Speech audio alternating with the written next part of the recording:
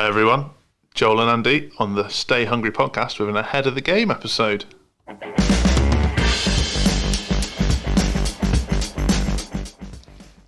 Andy, it feels like we're forever podcasting. Mondays, that's recording day for us now, but it's good. It's moving the business forward.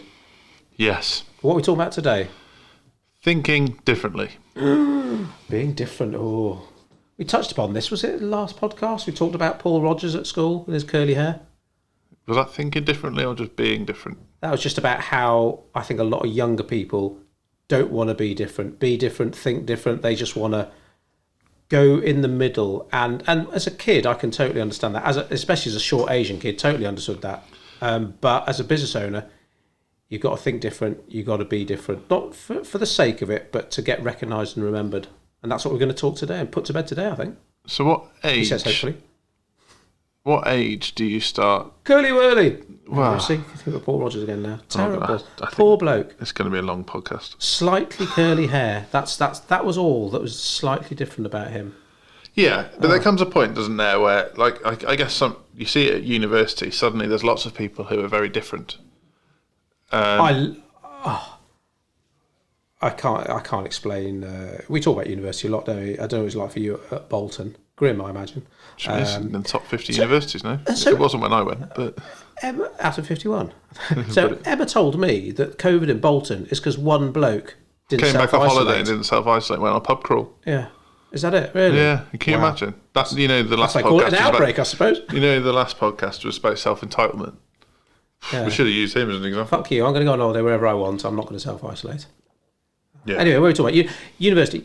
Driving onto university campus for the first time, or my dad drove me. Mum was in the passenger seat crying. With And happiness. straight away, no, that was me. I was crying in the back.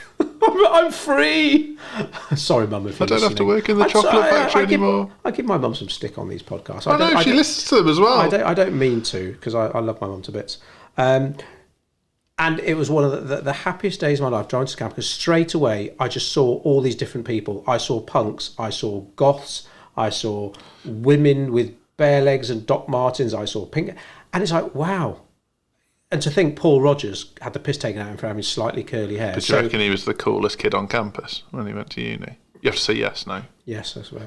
Good one, Paul. I really hope so. Maybe just like changed the name, became like a massive rock tour or something. But My brother didn't go to university, but he had the same experience. He went travelling instead. did he? Yeah, he went around the world and went to Australia. I did not. I would not have said Callum would have done that. And he did a parachute jump whilst he was there. Can you believe that? With Brittany or before Brittany? No, way before he was... Just on his own? Yeah. Well. Nice one, Callum. Wish I'd done that. Just didn't want to at the time. Want to do it now, but I'm married. But he went through the same sort of cultural experience. He met lots of people from different backgrounds, realised who he was to more of an extent. Probably met like, well, see, literally Church Stretton to... Sydney, yeah. Wow. That So must a have been bit of a change to church to Bolton, He yeah. saw his first non-white people. Wow. Yeah, well, yeah, that too, yeah. But no, I mean, my brother, he's a fairly well-read, worldly person anyway, so it wouldn't have come as a shock to him. But it just meant that, I guess, when you're at school, you're kind of almost oppressed in your own bubble. And like you say, you just want to fit in and get by. It's survive, not thrive, to an extent. There's a few kids that just don't seem to care and do their own thing anyway. What did you do for sixth form? My brother? Did you sixth form at Church Stretton, is there? No, Ludlow. Oh, right, okay. So he did that and then he went travelling. Yeah, and now he's at university after all that. Of course he's doing his degree in... Further maths. Bloody hell. Wow. And he's beasting it as well. Really? Yeah. I think I did further maths at GCSE. Did maths and further maths, but I think just on normal maths I got like a C, so further maths, that was a waste of time. I just don't... Maths just doesn't... I find that difficult to understand because you're not daft. I don't know interest in it. And you know what I'm like with the books and stuff. It's like... I'd rather spend that time... Keep on coming back to that Sherlock Holmes analogy about the loft, and there's only so much room in a loft. You choose what boxes you want to put in it. I'd rather spend that time learning more and more and more about writing, about that creative side of it, rather than the maths. Okay, so... Anyway, how do we get to there from Sydney Airport? Here we go. Business Mindset Podcast. If I say to you today, I need you to know more about the maths side of the business to help the business grow, that would pique your interest. Yeah, anything about business growth. Yeah. But I determine whether I'd be the best person to do that. Fair. Because your maths is strong enough to understand. Oh, yeah. I mean, you know me. I'll just out of stubbornness, I'll put my mind to it and I will do it. No, that's fair. Yeah, so what we're talking about is... being different and accepting... I guess at school, you're nervous to be different. Mm-hmm. And like for me, sixth form was probably the first opportunity to be more of myself because it was separate from my school. So I met new people. And you were at Ludlow as well? In a bigger town, a bit more going on. And then university, very much so, because I didn't know anybody. So I could just be whoever I wanted to be.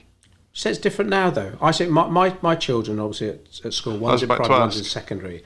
And I think being different is more embraced now than when we were kids. Yeah, right? Because they wanted you to conform when we went, surely. No, but I'm talking about I'm not just talking about the teacher. I mean, the other children. Like, I think a lot of children, or a lot more children nowadays, recognise that whether it's being exposed to people like Bill Gates, Steve Jobs, these effectively geeks who are like ruling the world. But they weren't when we were at school. Yeah, the ruling classes were very different when we were at school. Yeah. It was particularly in Britain, historic class-based culture, where now the people with the knowledge and the data are the ones in charge, and that tends to be the geeks. Yeah, so I don't think we'd be doing this podcast in 10 years' time, this particular episode, because the business owners that will be coming through the ranks will be like, well, of course being different is good. It will just be common sense to them. Whereas I think now there's a lot of business owners, I still don't want to be different. I don't want to be different. It's like, well, the fact is you pretty much have to be. Yeah. If you're perceived, if in your own head you want to blend in, you don't want to cause any waves, anything like that, that's fair enough. But you will be missing an opportunity because there's a cutthroat world out there. Yeah. So are we talking about individuals being different or businesses being different or both? Both, because I think that... You can't have one without the other. Yeah, and I think your personal brand...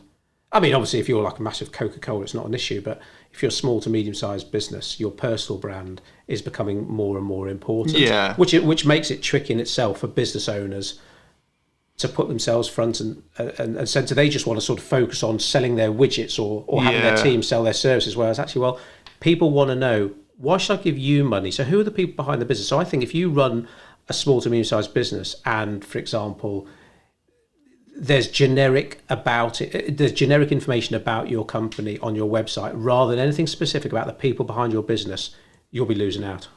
So you shared an article with the team over the weekend about Gymshark. Oh, yeah. And obviously that's been a quick journey for Gymshark. You know, in 10 years, what they've achieved is probably less than. It's obscene. But the founder of Gymshark wasn't averse to change and being different. I mean, the whole point was that he didn't. He initially tried to get into supplements and nutrition and all these different gym elements, and then he realised that actually all the major brands were releasing clothes for the gym goer, but the same stuff for a 50-year-old as it was for an 18-year-old, and not necessarily figure hugging or figure flattering clothes. Certainly not the kind of thing that you would want to be seen wearing on the way to the gym. I mean, a lot of the big brands have responded now in that. Yeah, gym wear has changed. Literally, everyone wore tracksuits when I started going to the gym, so it has changed a lot. Now I look at things and I'm like, well, what's the point of even being dressed? But that's probably my age.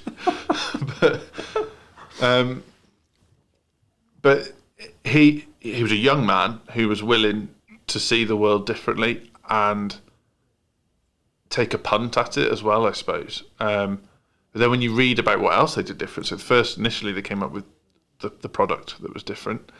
Then they marketed it by what's now known as influencer marketing, but didn't exist then. So he just sent free product out to a chap called Lex, who actually lives locally to us, but he, basically a bodybuilder. Do you want some of this gear?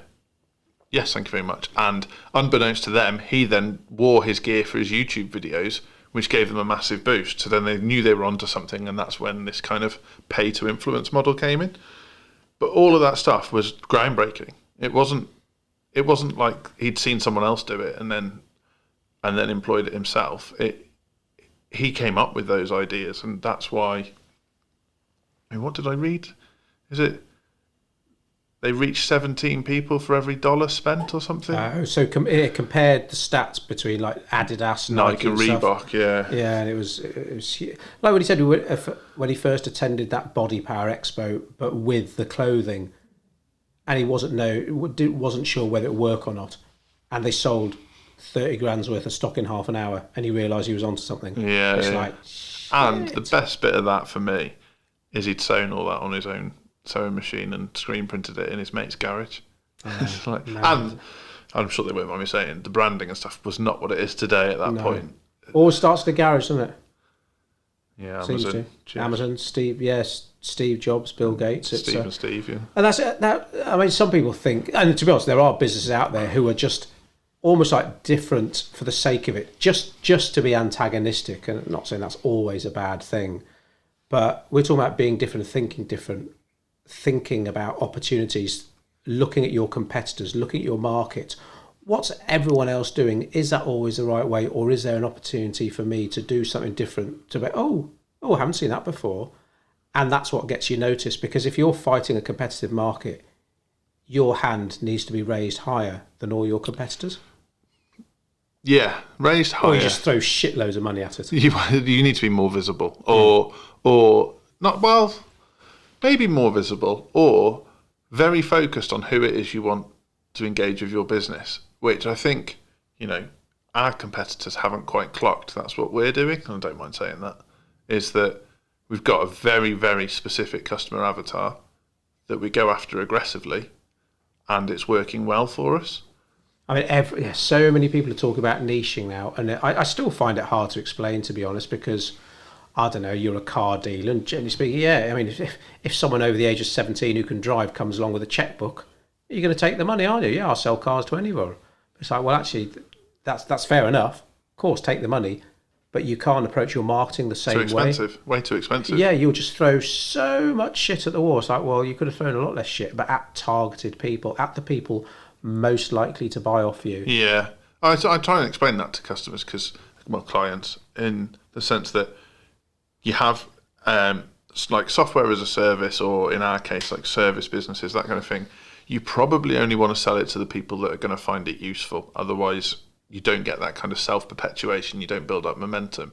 But if you sell a product, so be it food, cars, whatever it might be, you'll have a target audience. But if you get peripheral sales from people who've heard from a friend that they're really good, like, so Volvo would be an example of that. Volvos are like tanks. They're a reliable family car. But they started to get peripheral sales from people that, wanted a car for the security sake, or they wanted a car that's got all of the features included, and suddenly Volvo started to pick up peripheral sales on that, and they've shifted their target audience because of that. Very much so. I mean, they've gone quite brave, and I don't know if they were the first one, but an ad campaign this year or last year quite heavily featured a same-sex couple, and I noticed that I'm pretty sure Renault, is it? Definitely another car manufacturer, now has a story of these two girls growing up together as best mates, and then of course, turns out they were in love. Yeah, exactly. And obviously that's probably a whole other podcast about when something becomes, we are different, we're proud of it, to like, actually, this is trendy, I'm going to exploit it.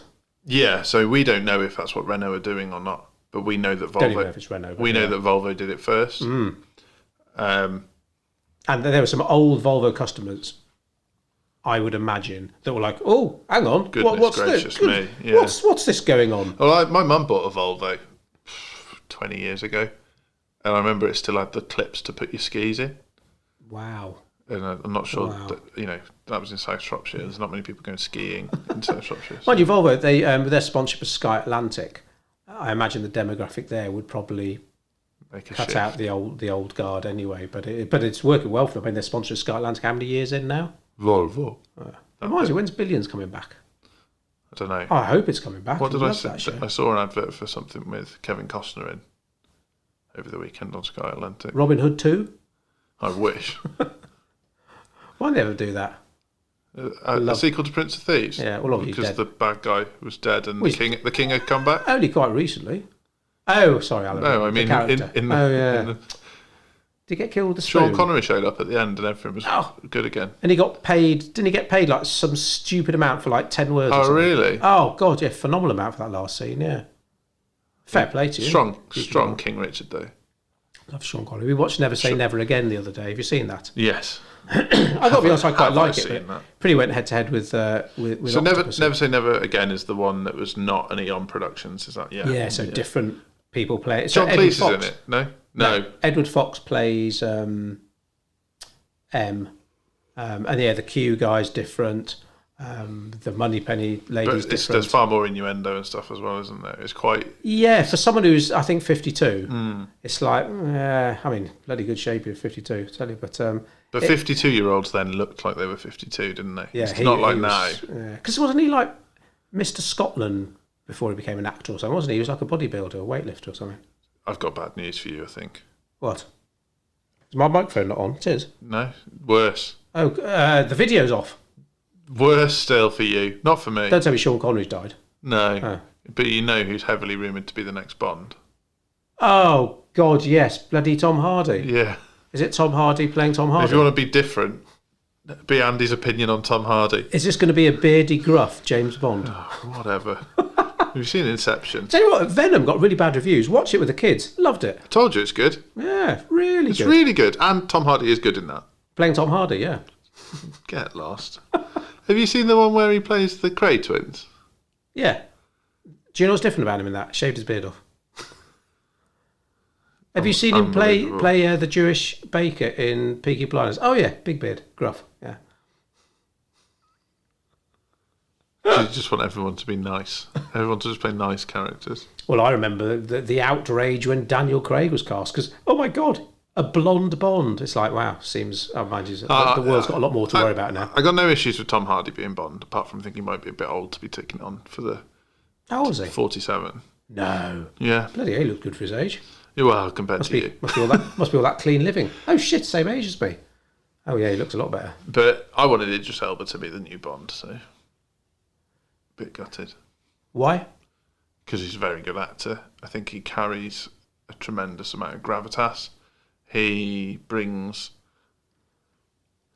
more of a... Well, it'd be thinking differently for one, wouldn't it? I think it's time. I can't wait for the day when an actor... Well, I'm sure, of course, it does happen in lots of films where James Bond could be black. Or a woman. Yeah. No one will give a shit. But I guess it has to happen for you to... Which is so frustrating because on one hand, I'd love it to not be a big deal at all. It'd just be, he's the best actor for the job. Job done. So when Patrick Stewart was cast as Jean-Luc Picard, his screen test will show him lots of wigs and stuff. But anyway, it came out and started off quite slowly, The Next Generation, but there was a big press launch about it. And Gene Roddenberry, obviously the creator of Star Trek, obviously, yeah, he was obviously he was asked, well, in the 24th century, why haven't people found a cure for baldness? And he said, in the 24th century, people wouldn't care. And Patrick Stewart knew. You think, right, yeah, this guy, he's on the money. I'm in safe hands, because he didn't unpack his suitcase when he did season 1 of Next Generation. He thought this won't work. Oh, really? Yeah, and then he said that all his years playing all these different Shakespearean characters on the stage, and he said it was all in preparation for the captain's chair. I think that might be the best thing you've ever told me. That is awesome. I'm all right, I'm quite knowledgeable. Quite knowledgeable deep down. Deep down. That's cool though, isn't it? What year is it meant to be again? 23rd century, 24th century. In the 24th century, nobody would care. And this was back, Next Generation started in 1987. And to be honest, it seems like the Stone Ages now. The Klingons don't like other races, though, do they? That's an issue. They're always bad. But then there was a Klingon in this one. A goody Klingon. Yeah, playing Worf in the bridge crew. Yeah. So a lot of change. But like you say, in the original Star Trek in the 60s, there was a Russian guy. There was obviously the Vulcan, Uhura, obviously African American. You had Sulu. It was very progressive for its time. Yeah, and think differently. That episode where Kirk and Uhura kiss, if you think about it, didn't get screened. the first time around America's first interracial kiss. How sad's that? You know, So a we lot have come a about long Star way. Trek. Oh yeah, live long and prosper. We've scratched that. Yeah, what are we talking about? Well, thinking differently. Oh, right, there we go. Definitely worth on that logic. Yeah, so no, it's you. You got us onto Bond. That was it. Yeah, Which well, led I to knew you'd be Idris. annoyed about Tom Hardy, and my only criticism would be that I'm not sure that's thinking that differently. Like I would concede that Daniel Craig was a pretty left field casting, especially after Pierce Brosnan. They're quite different. But I think George Lazenby, I think, has given his blessing for Tom Hardy. well, George Lazenby's traditionally the most gruff of the Bonds, I suppose. Yeah. Oh, sad about Diana Rigg, wasn't it? Once she was in that. Yeah, no, Tom Hardy. This is where the whole debate will arise. Right? Be different, but don't be different for different sake. Yeah. And I think, with Daniel Craig, it wasn't, let's just find someone who's not a wisecracking, eyebrow-raising, safari suit wearing Suave Bond. guy, Let's just deliberately go the other way. But it's just such an interesting dynamic it brought to the film. Casino Royale is still my favourite. Have you seen Layer Cake? Yes, once. Because that's for me. That's the Daniel Craig Bond audition. He's very. I haven't seen. Suits What's and the guns, other one isn't he did? It's supposed to be very good, very funny. Knives Out. No. Oh, that was good though. He's got bleached blonde hair in it. Is it the Coen brothers? Oh yeah, he's in prison in it at some point. It's to do with horse racing, gambling, or something. Isn't it? Yeah, I can't. I've watched that on a plane, but I must admit I was quite drunk. Yeah, that Knives Out. I loved that, and just Michael Shannon, his ad-libbing.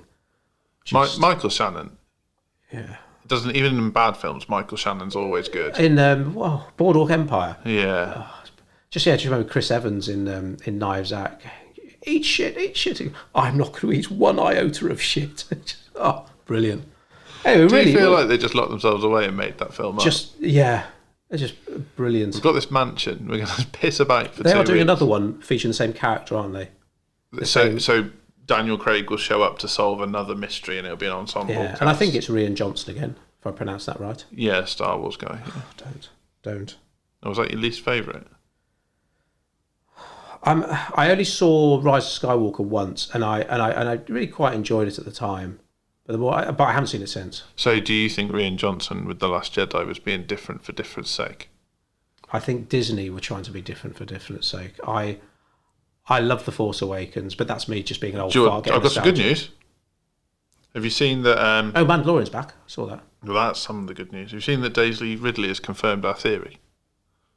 Oh, they wanted her to be, Kenobi. but why didn't they? Rian Johnson changed the story, didn't he? Right. Because we differ on that, don't we? Because you're quite a fan of that, and which is obviously that's fine. You're wrong, but no, I love Force Awakens, but I'm very aware that a lot of nostalgia because it's very similar to A New Hope, but the middle one was that The Last Jedi? Yeah, didn't like that, and then The Rise of Skywalker. You tried to just do too much in too little time, and it was such a missed opportunity. Yeah. See, The Last Jedi is my favourite of the three. How's it in the 9? Well, Empire 1, A New Hope 2, Return of the Jedi 3. Oh, then it gets tough. Probably Last Jedi. So what did you like about The Last Jedi so much then? It's all about being different. Was it because it was like, wow, this is... See, for me, it didn't feel like Star Wars. It went too far. Is it Last Jedi with the scene where they pretend to be on the phone to each other at the beginning? Oh, God. Yeah. I literally thought... I was watching it with Emma. Is this the thing where they tell you to turn off your phone before the film starts? Literally the whole cinema was like looking around. What's going on? Is this like an outtake or something? It's like, oh. And that's when I realised, oh, shit. Yeah.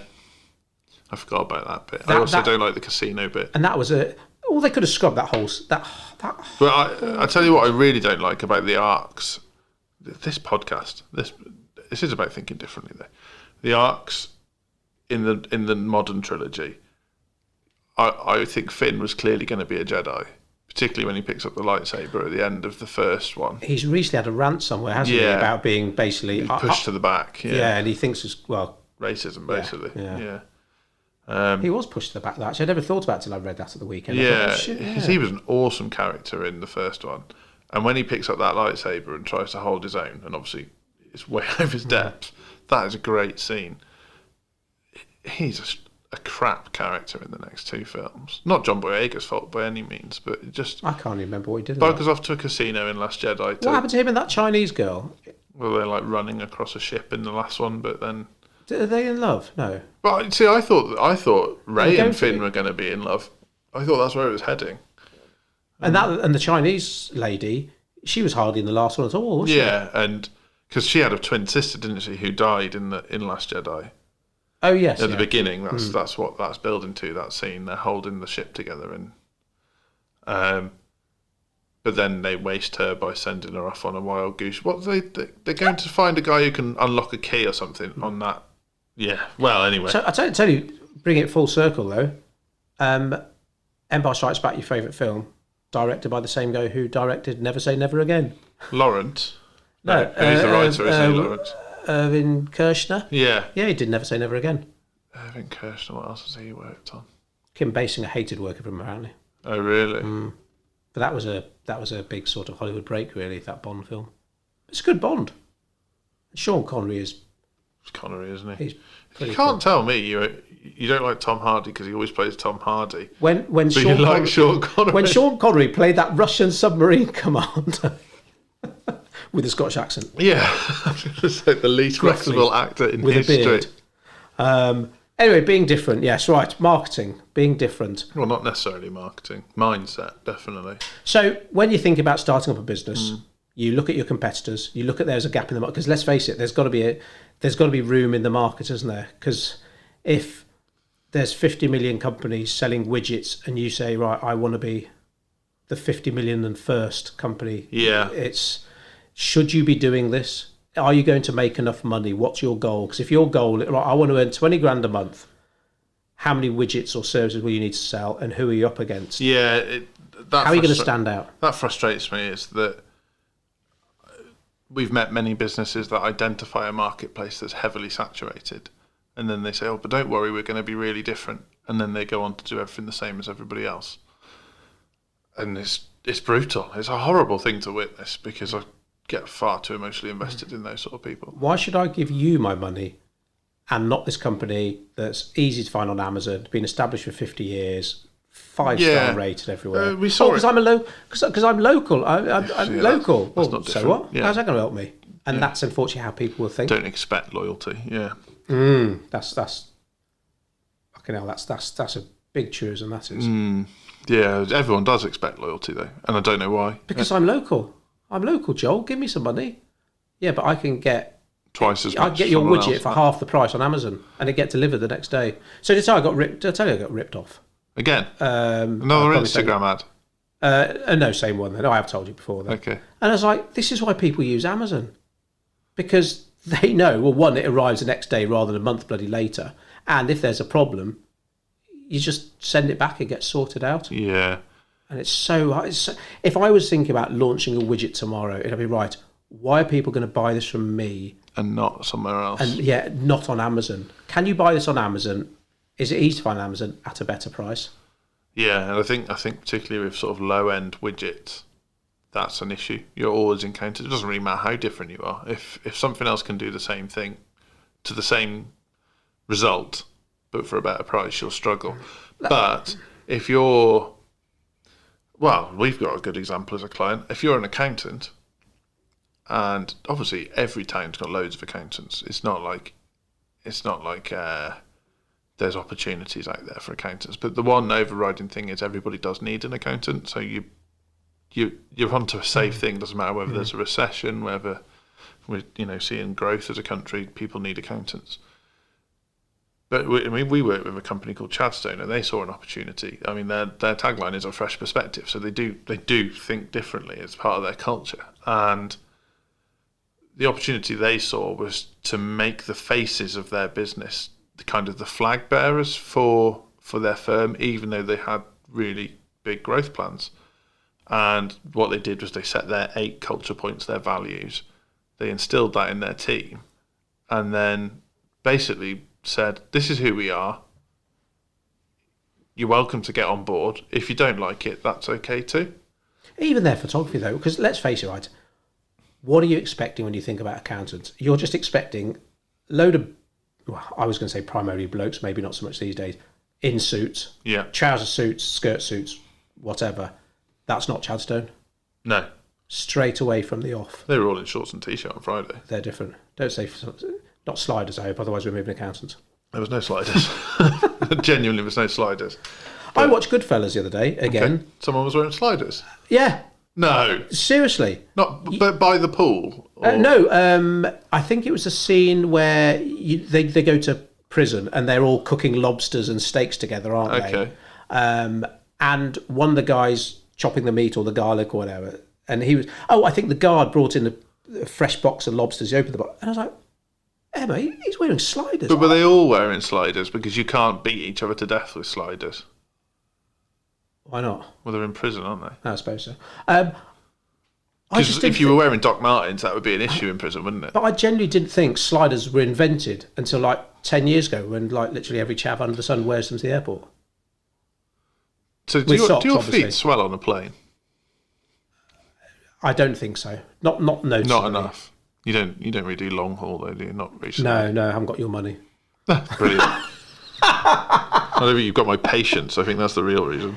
My honeymoon was the last time I did a long haul flight, and that was 57 years ago.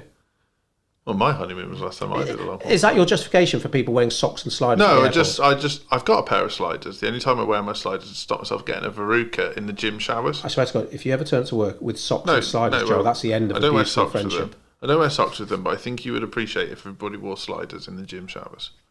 Why not flip-flops? Or flip-flops. Yeah, it's not either or for me. Well, you're anti-sliders in general. I'm anti-sliders. But flip-flops are okay.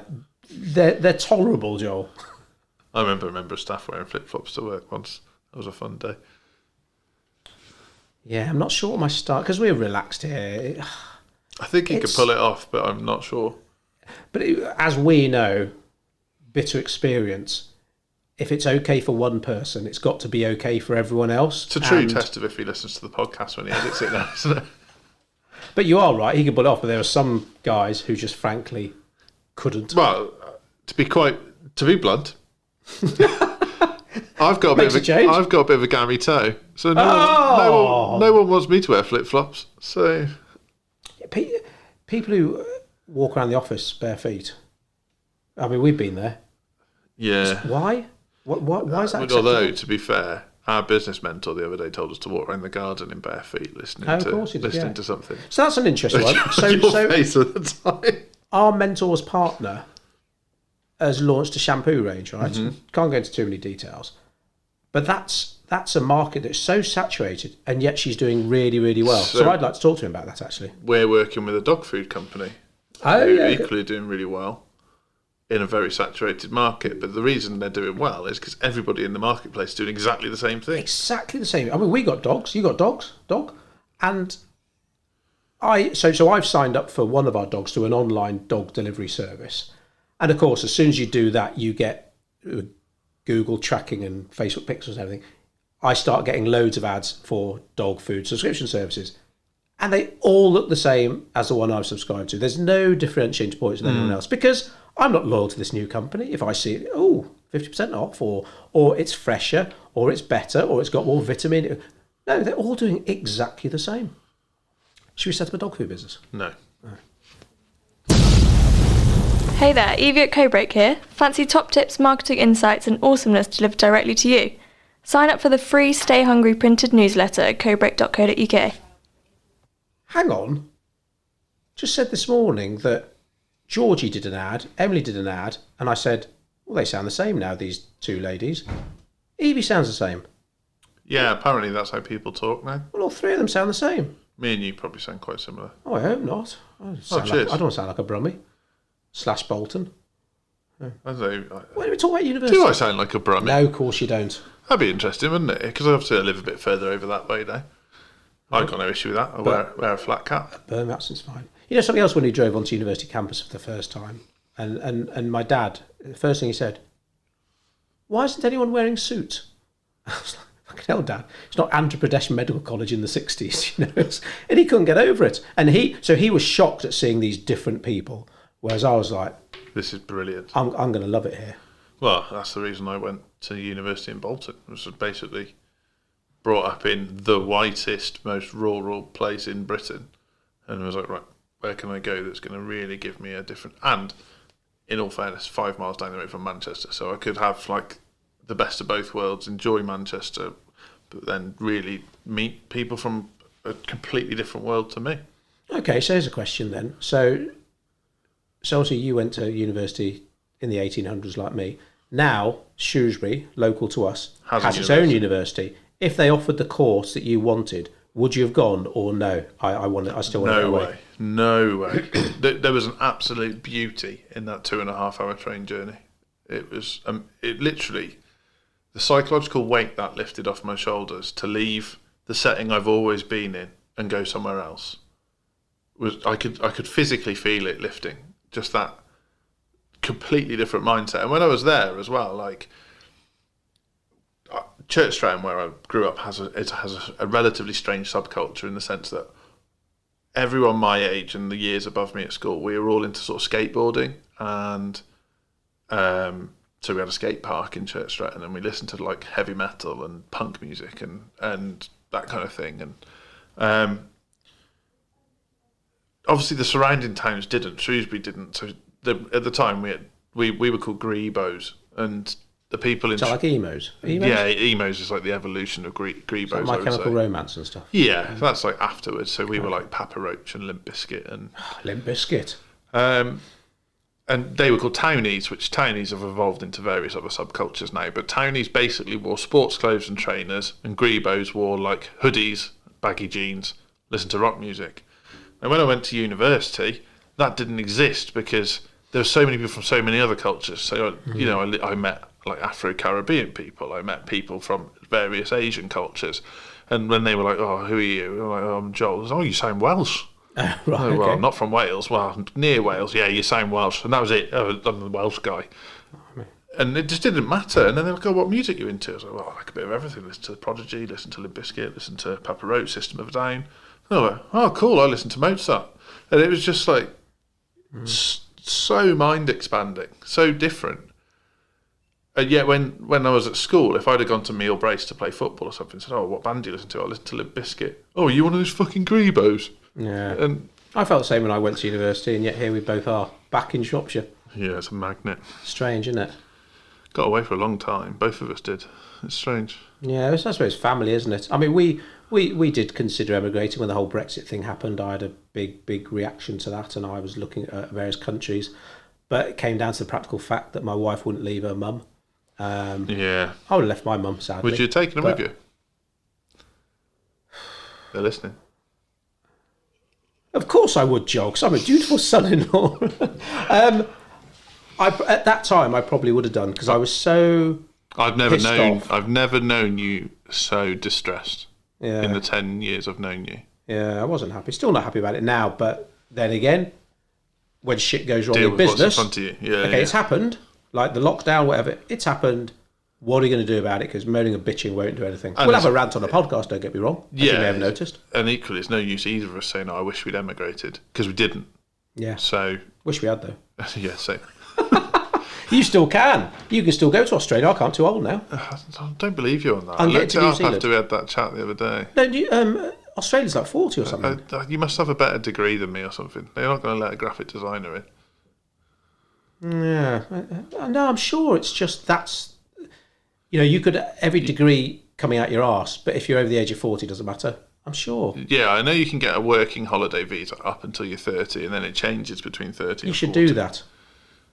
Get Hannah to get a job in Australia. You can go with her as her husband, and then start doing some freelance marketing, start doing some Codebreak Call work, you up. and call me up, yeah. And I can get in.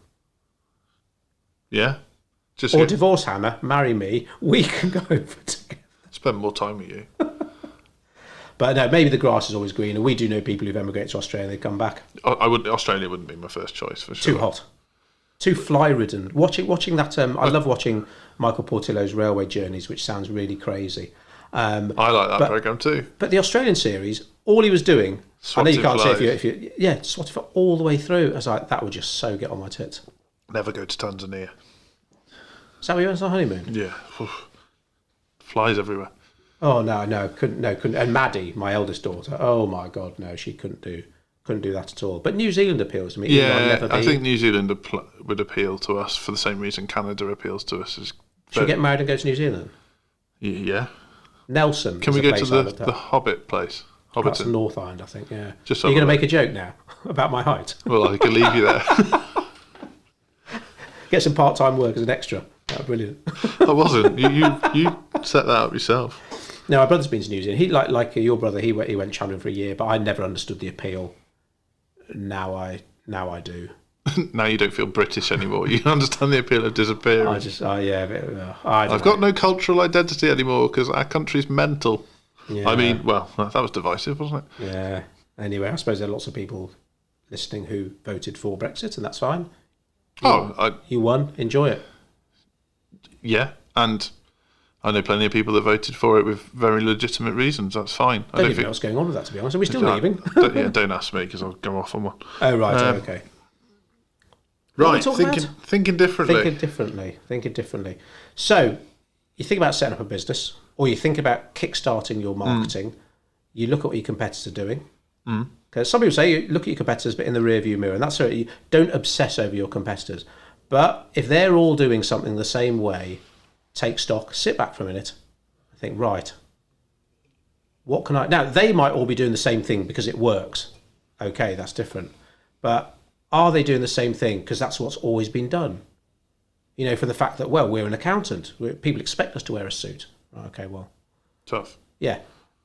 And test your theory out. You've got to be prepared to I was going to say something, a rude analogy there.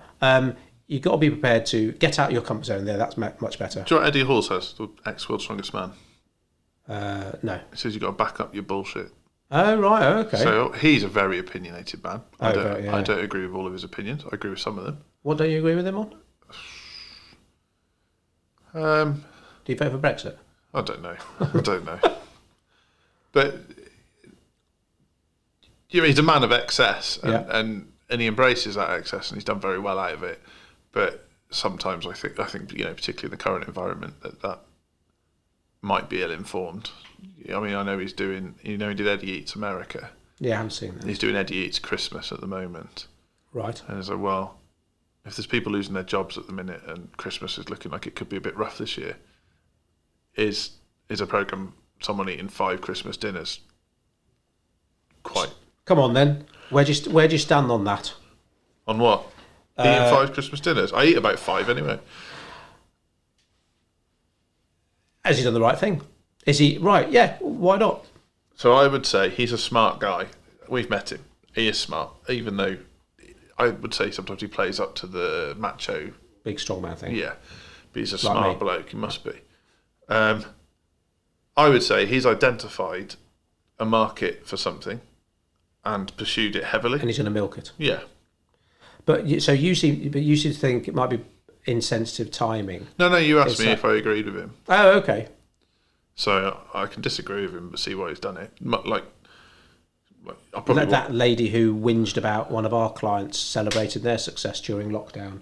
Yeah. And think it was inappropriate, and yet she seemed to think it was okay to celebrate her own success a few weeks later. But it's like, no, you've worked hard. You've worked hard for your success. Fucking celebrate it. Yeah. COVID's around. Okay. Yep. That's fine. But you're not being insensitive. Yeah. Where were we going with that? Eddie Hall, think differently. Yeah, I have no idea. Where did you get onto Eddie Hall? I don't know. Plucked out of nowhere. Do you think we need to start writing scripts or bullet points? Or maybe just keep note of where we're going each as we come up with ideas. We'll just trace it back to Erwin Kirshner. Never say never again. Yeah, you said you said something about Brexit to me, and now I've completely lost my trail. Right. So you're looking at what people do. Look at what your competitors do, and you say, right, they all wear suits. I'm going to start an accounting practice. One of the things I'm going to do is I'm not going to wear a suit. Yeah. I'm going to be different.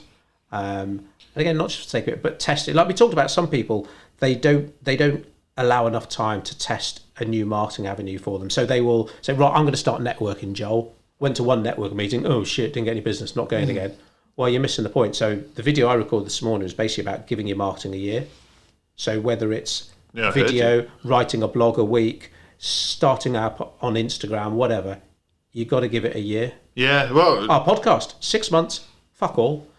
And then it snowballed, went crazy. Over 2,500 listeners now, believe it or not. And it generates measurable awareness and inquiries. But imagine if we'd given up on month 5, like a lot of people did if they started up a podcast. Yeah. And some of the most famous podcasts in the world went for a long time before they picked up momentum. And I was going to touch on that point. Obviously, you and I do a lot of business reading. Mm-hmm. Now, somebody listening to this podcast might say, well, why do you read so much? Readers make leaders. Well, yes. Hang on. Learning's earning. Yeah. And other hashtags. Sorry, everyone. If it makes you feel better, this is what I have to deal with every day. So, 7 days a week, baby. Nearly. Feels like it. Nearly, yeah. Especially when he starts posting on our work stuff at weekends. Fuck's sake. Oh, did I schedule them? No. Which one did I do? The Gymshark one came on Saturday. I was like, this must be bloody important. Why you got your workplace on? I only saw it today. I just saw it came on Saturday. That's all right. That's another podcast. I've lost my trail of thought again. Oh, you're joking. Sorry, Joel. Right, I'm doing Gary V interrupting you. Reading. So someone listening to this podcast might say, well, Joel and Andy, you're always talking about what you're reading, how much reading you do. I mean, probably get through 3 books a month at the minute, roughly. I've always got a couple on the go, which I'm not sure is the wisest, but if you should be thinking differently, because surely if you now this is where there's a caveat in that there are no original thoughts. Mm-hmm. So just because you're applying a mindset to your marketplace that might not have been applied to your marketplace before, that doesn't mean to say someone hasn't done it elsewhere. So we're saying an accountancy client of ours have decided that the accountancy industry is full of false professionalism, that basically if you've got a branded pad of paper and you can wear a suit, you've got the right to tell me how much tax I owe. And they're saying, no, that's not what you need. You need someone who can sit and relate to your business, understand the cultures and values of your business, and look at the opportunities for you in your finances. That's the different mindset.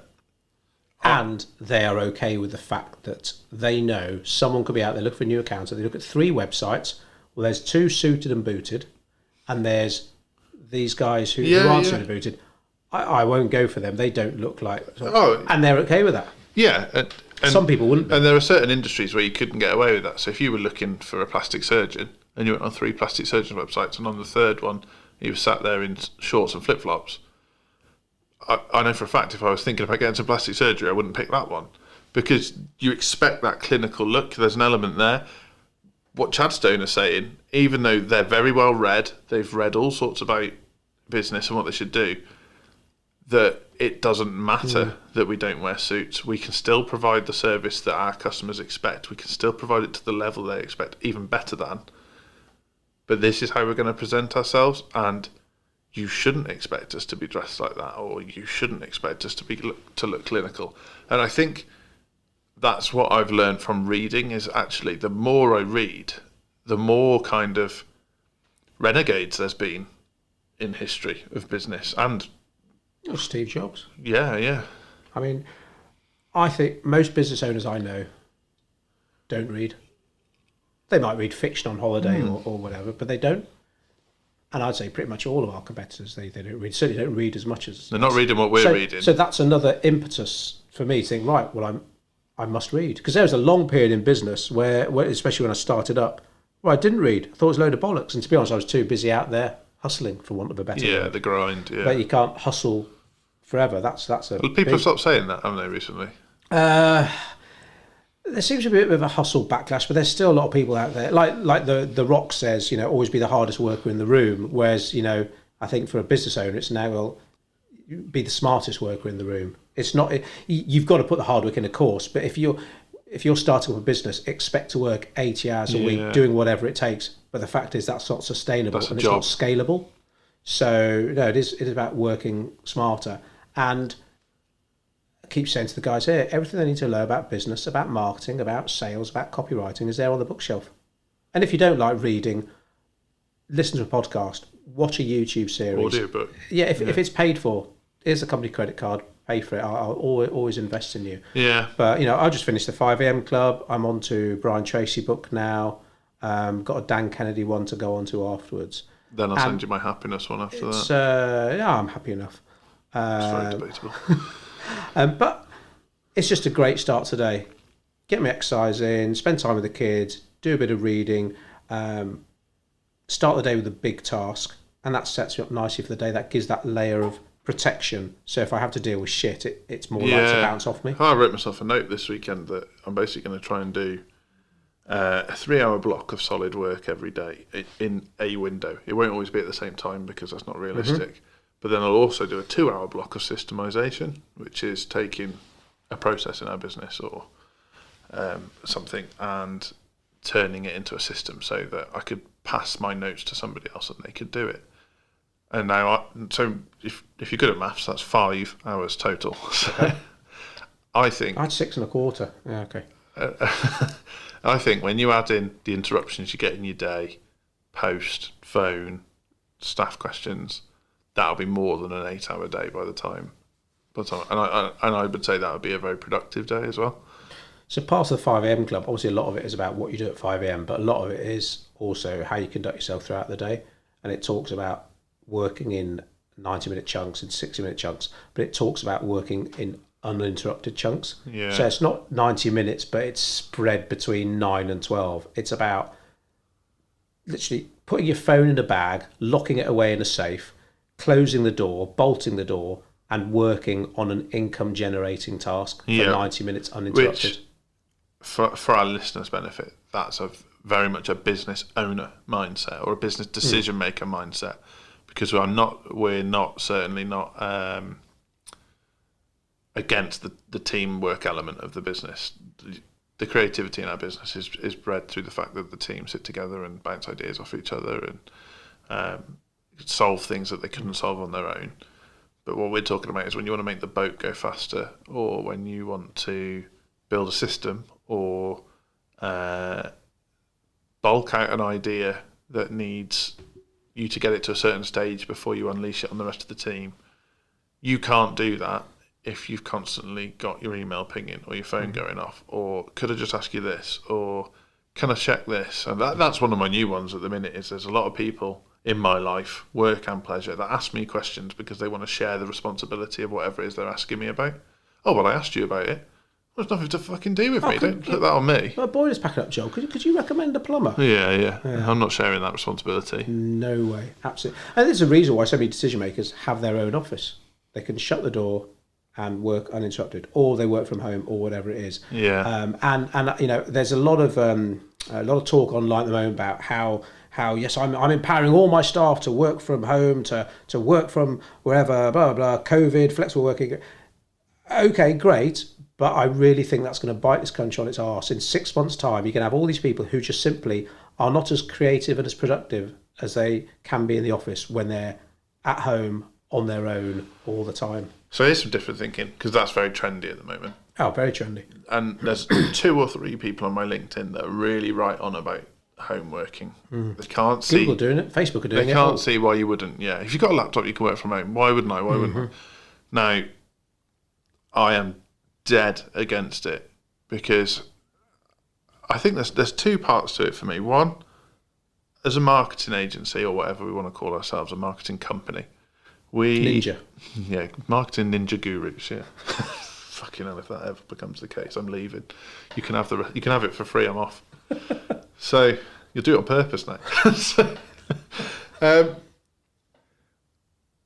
We have a responsibility to our clients to be using our collective brains, and you cannot nurture that over a Zoom call, because there's too much other shit going on in people's lives. Unless I have full control of the situation that they're sat in at home, what if their dog starts barking? What if the doorbell goes? What if the phone rings? And then I start to worry about, right, okay, so they weren't invested in that idea at the start. So what happens when we're 3/4 of the way through that campaign and they've completely lost track of what we were doing? Where here, you know, we've got stuff on the walls, we've got stuff on their machines, we've got weekly meetings where they can just bounce off each other. And then my second point, I think businesses have a social responsibility to their staff. And to suddenly say to our team, right, we're going to work from home forever, and you're not going to be able to interact with each other in the day, I just, that doesn't morally sit well with me. How can I?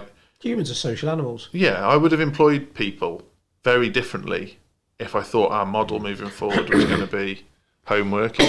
Excuse me. I mean, here's the thing that I think a lot of people are going to realise is that if you claim to be able to work from home 100% of the time and be as 100% as productive, okay, so you're saying if I can get someone to do your job in India or the Philippines and literally pay them a tenth of what I pay you, that'd be great, because you said you don't need to come into the office anymore. So that means I can employ someone who can work fucking anywhere in the world. Yeah. And that's something I think a lot of people haven't considered. They've literally made themselves less indispensable. Yeah. Yeah, it's a very strong point, isn't it? That it sounds great. You know, when Facebook are like, oh, you can work from home till 2037 and Google are doing it and Twitter are doing it. We're not Facebook and Google and Twitter. If you're a small to medium-sized business and all your staff can work from home exclusively. Why wouldn't I outsource our video editing? Yeah, that's... There's one, straight off the bat. The reason we don't now is because they can sit round, check each other, make sure it follows the brand guidelines of whatever client they're working on, make sure the style's right. Mm-hmm. If I have to put together a checklist to make sure all of that's right, why wouldn't I just outsource it to somebody who could do it for a lot less? Yes, do it for like $5 an hour in the Philippines. Yeah. Well, I'll use them then. Exactly. Yeah, it's so there. So it's another thing about being different, isn't it? There is this bandwagon now about, oh, right, yeah, all my staff, they can all work from home and stuff. And sometimes, especially if you're the kind of approval-seeking kind of person, you want to know that what you're doing is a bit safe and everyone else is doing it. Don't always leap in. Yeah. Take a measured look at, right, okay, what's everyone else doing? Should I be doing the same? Could I be doing it differently, but better? You see it with music massively. Mm-hmm. So there's trends in music, you know, like we were talking before. So early 90s, grunge was a big thing. Late 90s, pop had a massive resurgence. Early noughties, new metal or whatever. Now it's like grime, isn't it, at the moment? Yeah, I don't know what that is. But the big artists, so I'm talking like the Bowies and stuff of times gone by, they didn't conform to whatever the trend was at the time. Bowie didn't go, you know, I'm going to release a disco album. He went, I'm going to do this, and just did his thing, and then everyone went, either liked it or didn't like it, and you know, there's plenty of people that don't like Bowie and plenty of people that love him, and that's kind of where we're getting to with what we're saying about business. Is just because everyone else is doing it, or just because you're being told it's the right thing to do, unless it's law or tax legislation or whatever. Just take a step back from that and hang on, is it the right thing for your business? Now, a big part of our business is client relationships. So nurturing client relationships over Zoom, even though we've had to do it this year, I know for a fact isn't as good as me getting in front of someone and actually getting to the nitty-gritty of what's going on. I am so zoomed out. Literally. So I think now when we when we do calls, we do it through a calendar system and we give people a choice, Zoom or the phone. And most people now, who I'm speaking to, they're going for the phone option. I think a lot of people now, they've just had enough of the Zoom. They've had enough of the time lag, the talking over. Let's just pick up the phone. Obviously, we can do face-to-face, socially distance and everything now, but it's like, yeah, don't want to do Zoom. Got to remember that we're a people-based business. And just because loads of other people are doing it a certain way doesn't mean that we should. And like Apple did a whole, well, perhaps their biggest marketing campaign was called Think Different. Yeah. And it can be scary, but it will certainly get you noticed, hopefully for the right reasons. So I did a podcast early last week. It's going out today, actually, with a lady called Sarah Bro from the States. She runs an agency called Bro Creative, which is all about, they do brand storytelling. Right. We were talking about some stuff like this, and I said, well, you know, because of B2B markets and B2C markets, different people need to do different things. So like a car sales lot going to very much struggle to work from home. You can't test drive a car from home, and we're nowhere near being able to deliver cars for a test drive yet, infrastructure-wise. And she said, well, there's no such thing as B2C or B2B. You what? She said it's H to H. Okay. Human to human. And she said, as soon as you start to remove the human elements, the business involved is suffering. she said, and some of those sufferings aren't foreseen.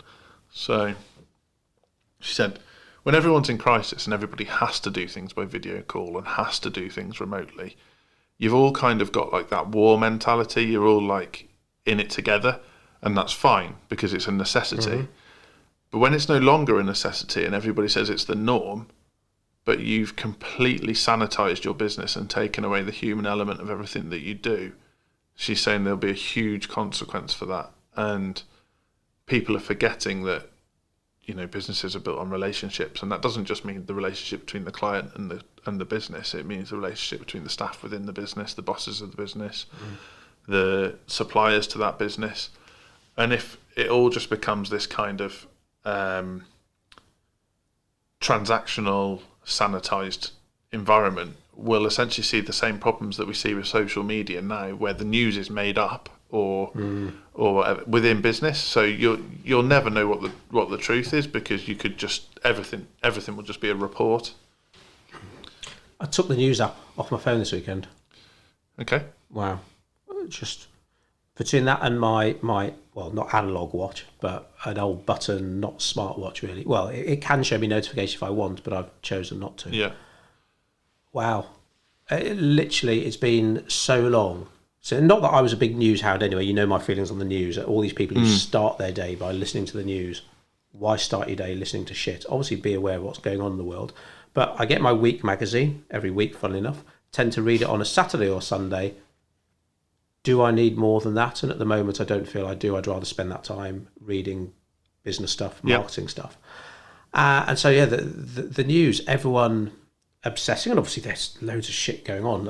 Absolutely, you can't stick your head in the sand, but you can choose what to do. And sometimes when everyone's running around flapping about this, flapping about that, it's like, well, like we said, what seems like hours ago now, if something's happened, it's happened. You can't do anything about it. So you can either control the controllables. Yeah, bitch and worry and moan and cry and did all that when lockdown happened. Right, it's happened. What can we do about it? We've got to protect ourselves. What's everyone else doing? What are our competitors doing? Okay, have a look at that. It's like, actually, they're doing something. That's a good idea. I wouldn't have thought of that. So that's another reason to, of course, look at what your competitors are doing. But again, when they're all doing the same thing, remember that Mark Twain quote about when you find yourself on the side of majority, it's time to take stock and think, right, okay, am I doing the right thing? It's massively important. It's something I totally undervalued for years and years and years. And whether that's just business naivety or it does go back to childhood where literally, again, I just wanted to be the same as everyone else. I was safe there. It took me a while to realise that being safe and being comfortable ain't a good thing. No. And that's hard to accept. And now I actually feel safer when I'm not safe. It's really weird. We had a chat about that the other day, didn't we? Where we said sometimes we're uncomfortable relaxing. Yeah. And that's you need to find a balance. Yeah. But I know from the past that you and I used to have conversations about, well, they can do that because they're bigger than us. And in the last year, certainly we've not had a conversation like that because we just don't think like that anymore. No, can't be doing, excuses and, not everything's an excuse. And I know, and I don't agree with all this stuff, and I know you don't. But when you look at someone like David Goggins, who's definitely an extreme kind of guy, it has made me look at some things and realise, the reason I didn't do that is because I was making excuses. It wasn't a reason for not doing something, it was an excuse. And I could have done, like you say, it's like, I couldn't do that because that agency is much bigger than we are. That's a fucking excuse. It's a bullshit excuse. Yeah. Take some responsibility, which, to be honest, we know not all business owners want to do, because there are times when I don't want to take responsibility. I think you take responsibility for your own destiny. That's. I mean, we sat in a room with someone the other day, and I told the team this, didn't I? Where we were talking about if you want to win the lottery, and the one guy was brave enough to say, "I never want to win the lottery because I want to make myself a millionaire." And he said, "I want to have the self-worth of having done that." And that's stuck with me. Not that I'm particularly money motivated, but just the fact that somebody would say that. Like, fair play. You've said that publicly. It's a big statement, and I mean, we know this guy. I think he probably will make himself a millionaire. He's but his whole, he started. What did he say? He started with £5 in his pocket, a van, and his brother-in-law or something. And obviously they started off on the grind, and they've systemised the business and grown it by thinking differently. I mean, he painted his vans in a colour, so he said, so you can see them from space. Oh yeah, is it black and white or something he's gone for? Black and yellow, apparently, which is great colour scheme. Excellent. Why don't we get company cars with our Codebreak colours on? Just with it on the roof, so you can see it from space. Well, cool. But he's in his market. He's certainly different, and I think that seems to come quite naturally to him. Again, not making excuses. Some people just will be naturally more creative, think outside the box more. If that's not you, again, read, learn, podcast, watch YouTube. And I guess thinking differently, to sort of summarise, doesn't necessarily mean what you bring to market is different. So like the accountants we're talking about, at the end of the day, they'll do your accountants, they'll do them well, they'll submit them to HMRC on time, you'll get your tax report, you'll know what you have to pay. Same result, but it's the way their business is systemised, the way their values are ingrained, the way their staff feel when they get to work, the way the clients feel when they attend their premises, the way you're greeted when you get there. All these little things, that's the difference. It isn't necessarily the end product. So we can't, I'm not saying everybody has to be like Apple and invent the iPhone. I'm saying seek out the opportunities within your marketplace and tweak your business to be different within that environment. I'd say that accountant's customer loyalty, client loyalty, is going to be higher than the average as well. People are going to buy into that, more likely to stay with them longer and more likely to refer other business owners to them. Because you almost like that, it was quite a popular phrase a couple of years ago, that tribe mentality. Be famous to a few. Don't just throw loads of shit at the wall. I just want everyone to come to me. I want to be their accountant. Any business owner, I don't care. Now, if you can niche down and be confident in your offering and to be aware and happy with the fact that you're different, know that you'll be losing out on some business, but you'll also be winning a ton more of the right business. Yeah. And dealing with people who are the right sort of people for you. It's just bloody wonderful. Awesome.